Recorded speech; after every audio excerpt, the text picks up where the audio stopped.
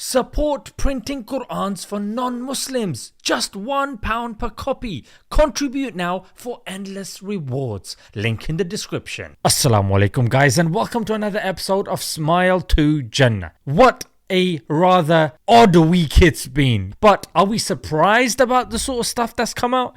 Not really, because we always knew this sort of stuff existed, but it's just come out in the open. And that's the beauty of this whole Palestine issue, that it's bringing out that which was covered up, which was hidden, which was even denied. The first news story that we're going to look at are 3 far-right extremists that were charged with planning a terror attack on a mosque in Leeds.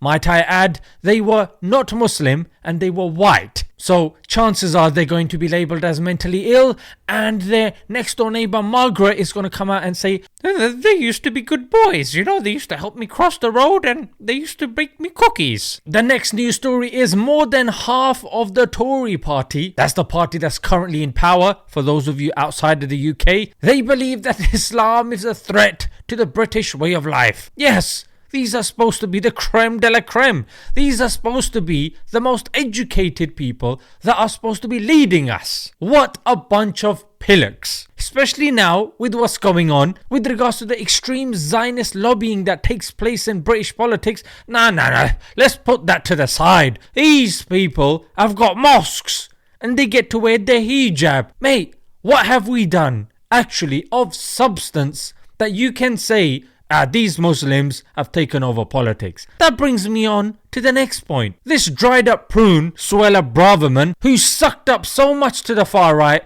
that she needs some Vaseline, mate. She goes, Islamists, I don't even know what that is frankly, yeah? Islamists are in charge of Britain now.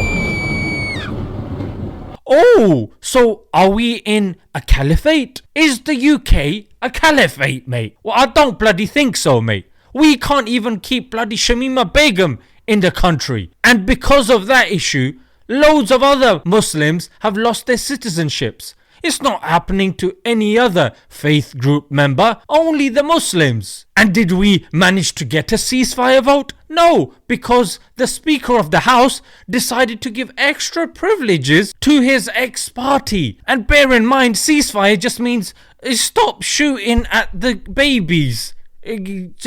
Just for time being, yeah. It's not even calling for the end of the genocide.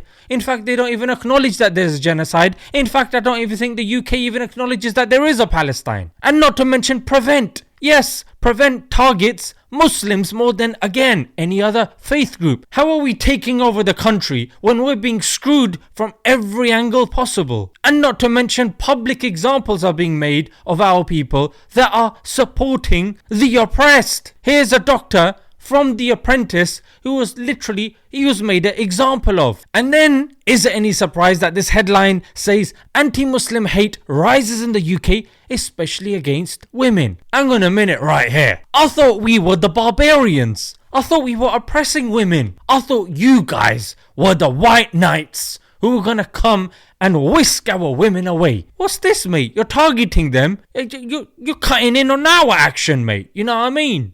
Hypocrisy to the maximum. Okay, now let's get to why this is happening. I'm sure you already know conservative public opinion is at an all-time low. That's why these people are kowtowing to the far right to boost up those numbers. You got to get those numbers up. And that's why we saw disgraced ex-Prime Minister Liz Truss. She only managed a few days in Parliament. Then she got kicked out, mate, because she crashed the economy. She's now in America speaking to Donald Trump's right-hand man, Steve Bannon, trying to whip up support, talking about all sorts of conspiracy theories. And number 2, like I mentioned, the Zionist funding of British politicians is now coming to the surface. Look at the family of Rishi Sunak, who've got a company called Infosys, who have very strong links with Israel. That's just the top of the iceberg, mate. And whilst they say to the Muslims, yeah, you can keep your hijabs on, yeah, you can go to your mosques, and all the while, the Zionists at the higher levels getting the job done. And that's why you see the news and the politicians that can't say there's a genocide taking place. Stop it. It's bad. These people are settlers. These people are occupiers. I can't say that, mate. Is it any wonder? So what's the solution, guys? The solution is, first and foremost, to the Muslim sisters, look after yourselves, yeah?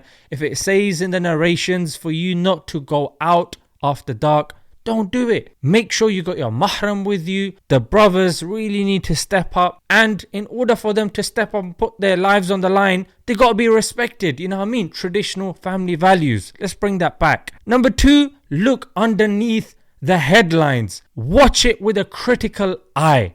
And you can't just watch the mainstream media. You got to dibble and dabble with a few of them to get somewhat of a picture. Number 3, give time to your family, mate. Otherwise, these nefarious forces will give time to them. Gone are the days you can just sling them in front of the TV and let them vegetate. No, you got to spend time with them. Even if it means reducing the shifts. Even if it means moving into a smaller house. And lastly, make sure you stay subscribed to channels like myself that obviously are trying to expose the truth. But the amount of shadow banning and the amount of issues I'm having to deal with are mental. But inshallah, we persevere. Until next time, Assalamu alaikum.